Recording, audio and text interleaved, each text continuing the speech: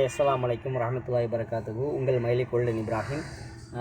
இன்றைக்கி தகவல் நம்ம என்ன பார்க்குறோன்னு சொன்னால், இறைவன் திருமறை குர்ஆனில் நமக்கு சொல்லக்கூடிய மிக அற்புதமான ஒரு வசனம், எல்லா காலத்திற்கும் நமக்கு பொருந்தக்கூடிய ஒரு வசனம்.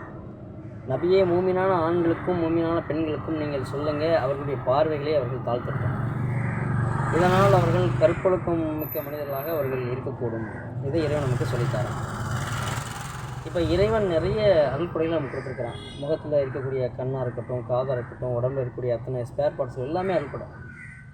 இந்த அருள்கொடைகளில் வந்துட்டு அதை அனுபவிச்சிருக்கக்கூடிய நாம் மிக முக்கியமாக கண்களை குறித்து இறைவன் சொல்கிறான், பார்வைகளை தாழ்த்த சொல்லுங்க அப்படின்ட்டு. அப்போது ஒரு தவறை செய்வதற்கு மூல காரணமாக எந்த உறுப்பு இருக்குன்னு சொன்னால் கண்ணு தான். ரசிப்பதற்கும் கண்ணு தான் தேவைப்படுது, தவறு செய்வதற்கும் கண்ணு தான் தேவைப்படுது. ஒரு பெண்ணை ஆபாசமாக பார்க்குறது, அந்த பெண்ணை ஆபாசமாக பார்த்து அவளை நாசம் செய்யக்கூடிய அளவுக்கு அவர்கள் போகக்கூடிய விஷயங்கள், அல்லது ஒரு பொருளை பார்த்து திருடக்கூடிய விஷயங்கள், இது எல்லாத்துக்கும் மூல காரணம்னு சொன்னால் கண்ணு தான். இந்த கண்ணை தான் இறைவன் சொல்கிறான் தாழ்த்திக்கின்றான். அப்போ தாழ்த்துறது நான் கீழே பார்த்து குனிஞ்சிட்டு போகிறதா? அப்படி இல்லை. இப்போ நபிகள் நாயகம் அவர்கள் என்ன சொல்கிறாங்க, அவங்களுடைய பொன்மொழி மூலமாக சொல்கிறாங்க, பாதையில் ஒரு 4-5 நபித்தோழர்கள் அவங்களுடைய ஃப்ரெண்டு என்ன பேசிக்கிட்டு இருக்காங்க, இப்போ அந்த மாதிரி நீங்கள் பேசாதீங்க, பிற மக்களுக்கு இடைஞ்சலாக இருக்கும். என்ன இடைஞ்சலாக இருக்கும்? அவங்க போகக்கூடிய பெண்கள், வாலிப பிள்ளைகள் இது போல் இருப்பாங்க. இப்போ அவர்களுக்கு இடைஞ்சல் தரக்கூடிய அளவுக்கு அந்த ஆகிடும், பாதையில் இன்னும் இப்படி பேசக்கூடாது, முதல்ல கண்டிக்கிறாங்க. அப்போ நபிகள் நாயகத்துடைய தோழர்கள்லாம் சொல்கிறாங்க, இப்படி நாங்கள் பேசக்கூடிய அளவுக்கு நிர்பந்தம் இருக்குது, சூழ்நிலை இருக்குது, வேறு எங்கே பேசுகிறது? இன்றைக்கி இருப்பது கூட செல்ஃபோன் இருந்துச்சான்னா கிடையாது. இன்றைக்கி நம்ம வீட்டுக்கு வெளியில் வராட்டி கூட வீட்டில் தான் பண்ணலாம், வாட்ஸ்அப் காலில் பேசலாம், ஜூம் மீட்டிங்கில் பேசலாம், ஏராளமான வசதி வாய்ப்புகள் இருக்குது. அப்போ அன்னைக்கு காலத்தில் இது போல் வசதி வாய்ப்புகள் இல்லை. அப்போ ஒரு தெருவுக்கு வரணும், 4-5 பேர் நின்று பேசக்கூடிய சூழ்நிலை, முடிவெடுக்கக்கூடிய சூழ்நிலை எல்லாம் இருக்கும். அதான் சொல்கிறாங்க, நாங்கள் இங்கே நிற்கக்கூடிய சூழ்நிலை இருக்குது, முடிவெடுக்கக்கூடிய சூழ்நிலை இருக்குது, என்ன பண்ணுறது? அப்போ நீங்கள் பாதைக்கு உண்டான உரிமையை கொடுங்க. யாரும் சொல்ல பாதைக்குன்னு உரிமை இருக்குதா? அப்படி என்ன உரிமை இருக்குது? உங்கள் பார்வையை நீங்கள் தாழ்த்துங்கன்ற.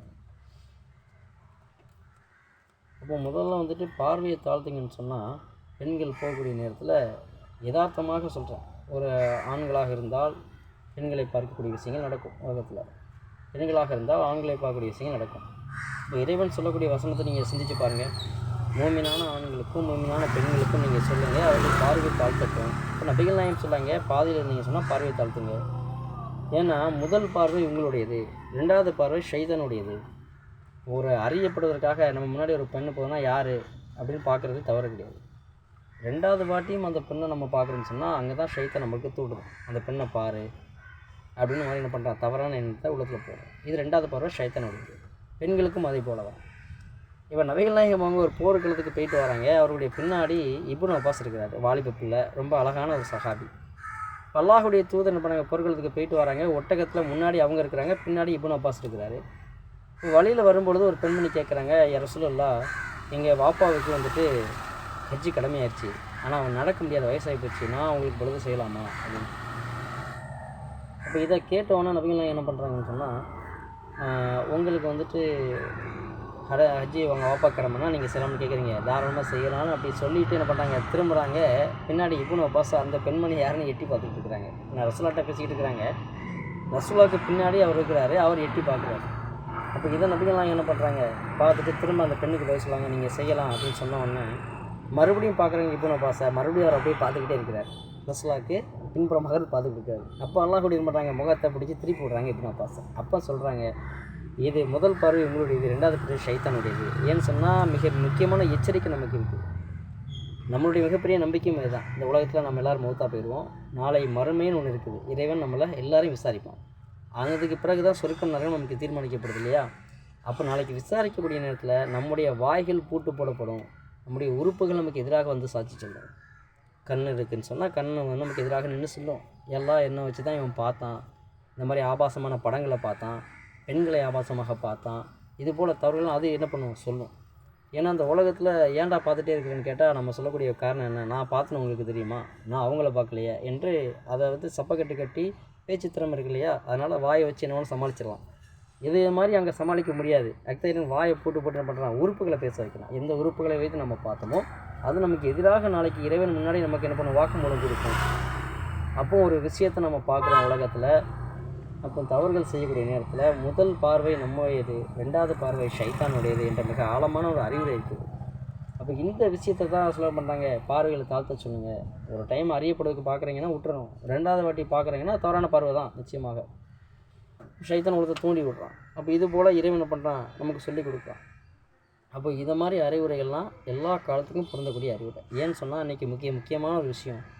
ஒரு மாதத்துக்கு முன்பு எந்த கிராமம் என்று எனக்கு ஞாபகம் இல்லை, நியூஸில் பார்த்த விஷயத்த சொல்கிறேன். ஒரு கிராமத்தில் அப்பா எல்லாம் வெளியில் போயிட்டாங்க, அம்மா வெளியில் போயிட்டாங்க, வீட்டில் அண்ணனும் தங்கச்சியும் இருக்கிறாங்க.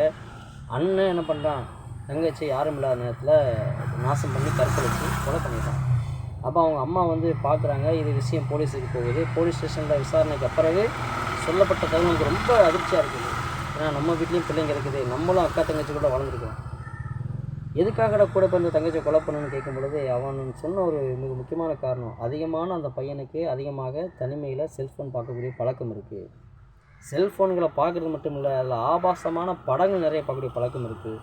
இந்த ஆபாசமான படங்களை பார்த்து என்ன பண்ணுறான், அதுபோல் அந்த மூளையெல்லாம் மழுங்கிடுச்சு, தங்கச்சின்னு கூட பார்க்காம நாசம் பண்ணி கொலை பண்ணியிருக்கிறான். அதனால் அந்த பொண்ணு அப்பாட்ட சொல்லிடுவோன்னு சொன்னதுக்கு பிறகு பயந்து போய் கொலை பண்ணியிருக்கிறான்.